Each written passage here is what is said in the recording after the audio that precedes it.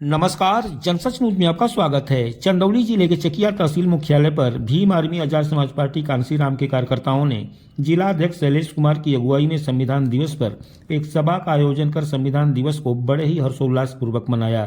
जिले भर से आए हुए पार्टी कार्यकर्ताओं ने भारतीय संविधान बाबा साहब डॉक्टर भीमराव अम्बेडकर एवं मान्यवर कांसीराम के तैलचित्र पर पुष्पांजलि अर्पित कर संविधान की रक्षा एवं सुरक्षा की कस्में खाई।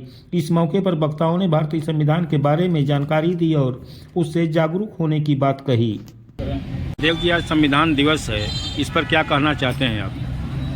आज बाबा साहब अम्बेडकर के बनाए हुए संविधान का आज बहुत बड़ा पर्व है, क्योंकि आज ही के दिन संविधान बनकर तैयार हुआ था और आज हम लोग पूरे हर्षोल्लास के साथ आज संविधान दिवस गांधी पार्क में मना रहे हैं। और आज हम लोग पूरे आज़ाद समाज पार्टी की तरफ से और पूरे लोग हम लोग संविधान की प्रस्तावना पढ़ेंगे और संविधान का शपथ भी लेंगे कि हम लोग अपने जीवन के अंतिम समय तक सांस तक इस भारतीय संविधान की रक्षा और सुरक्षा करेंगे। जिले में और जगह भी मनाया जा रहा है, केवल चकिया में ही? इस जिले की टीम और आ रही है और लोग आ चुके हैं। ये चकिया ही निर्धारित स्थान किया गया है और यहीं मनाया जा रहा है आज़ाद समाज पार्टी की तरफ से। इसके बाद प्रोग्राम क्या है? इसके बाद यही संगोष्ठी कार्यक्रम है। संगोष्ठी कार्यक्रम करने के बाद फिर समापन किया जाएगा। जुलूस नहीं निकलेगा ना? नहीं, जुलूस उसको नहीं करना। संगोष्ठी होगी यहीं पे। संगोष्ठी होगी। और भारत का राष्ट्रीय ग्रंथ भी है, ये बहुत कम लोग जानते हैं। आज के ही दिन संविधान सभा के जितने सदस्य और अध्यक्ष हैं, आज ही के दिन देश के राष्ट्रपति को संविधान की प्रतियां जो है कि उनको सुपुर्द किया गया था और 2 महीने बाद उसको पूर्ण रूप से इस देश में लागू कर दिया गया था।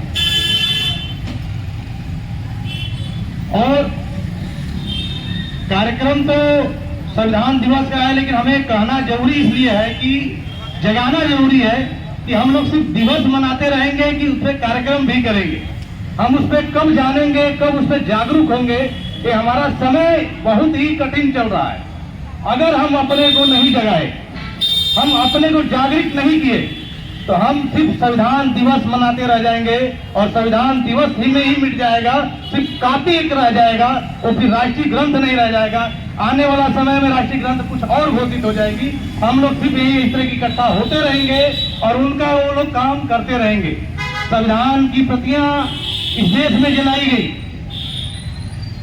FIR बहुत हो हल्ला होने के बाद हुआ, लेकिन आप अगर एक और आज तक संविधान की प्रतियां जलाने वाले पर सिर्फ FIR हुआ है, वो जेल नहीं गए, ये आप जान लीजिए। तो हम लोग सिर्फ दिवस मनाने से काम नहीं चलेगा, हमें लोगों तक भारतीय संविधान के बारे में, हमारे राष्ट्रीय ग्रंथ के बारे में लोगों को बताना पड़ेगा कि हमारे लिए क्या है, हमारी इससे क्या राह खुलती है। ये लोगों को समझाना और बताना पड़ेगा। हम आज कहां जा रहे हैं, लोग पहले कहां थे। धीरे धीरे लोगों को किस तरह से धर्म की तरफ मोड़ा जा रहा है, धार्मिक उन्माद की तरफ मोड़ा जा रहा है। लोग संविधान के छोड़कर धर्म की तरफ भागे जा रहा है, चाहे वो कोई भी धर्म हो। जो हमें हक अधिकार दिलाता है, हम उसे छोड़ दे रहे हैं। जो हमें ऊंच नीच समाज में भेदभाव पैदा करता है, हमारे समाज के लोग वहां भागे जा रहे हैं। हम कब जागरूक होंगे? क्या सिर्फ दिवस मनाने के लिए एक दिन दिवस मना लिया उससे हमारा काम चल जाएगा? आप लोग बोलिए, आपका एक दिन कार्यक्रम मनाने से आपका काम हो जाएगा? आपको मिशन चलाना पड़ेगा, लोगों को बताना पड़ेगा। अगर अपने जिंदगी में एक व्यक्ति को परिवर्तित कर दिए, सिर्फ एक व्यक्ति को आप परिवर्तित कर दिए, तो ये मान के चलिए कि आप अपने जिंदगी में सफल हो गए। अगर उसको भी आप नहीं कर पाए, तो मान के चलिए कि धरती पे आपको जीना बेकार है। आपने मनुष्य जरूर जन्म लिया, आप जानवर के समान हैं। इसलिए आप पूरा प्रयास करें, अपने हिस्से का जितने भी हो सके पूरा ताकत लगा दीजिए और एक व्यक्ति को परिवर्तित कर दीजिए।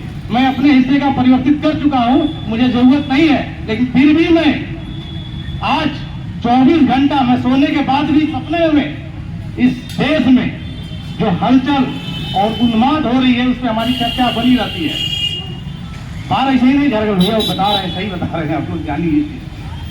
रात दिन हम लोग इस चीज को सोच रहे हैं कि देश की स्थिति कहाँ है और कहाँ है। तो हमें एक दिन संविधान दिवस नहीं मनाना है, हमें रोज मनाना है। संविधान के बारे में रोज समाज को बताना पड़ेगा कि हमारे समाज का, हमारे विकास का, हमारे तरक्की का सिर्फ एक और एक रास्ता और एकमात्र रास्ता है भारतीय संविधान।